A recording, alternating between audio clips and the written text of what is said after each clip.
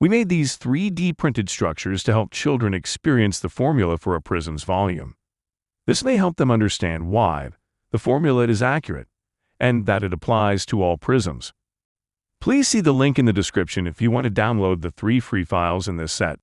We designed these to be used with centimeter cubes, which you may purchase through many different sources, and are commonly available as plastic or wood. If you wish, you can have students draw lines at 1 centimeter intervals, or measure the dimensions of these structures using centimeters. When they apply the formula for a prism's volume, they'll calculate the number of cubic centimeters the structure can hold.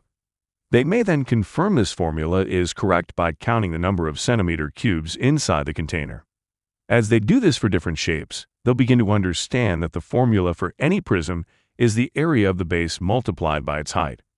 If you don't have your own 3D printer, please check with your school or district's media resources staff, who may be able to print these for you. Please note the technical suggestions we've made about printing these files. Thanks for your attention.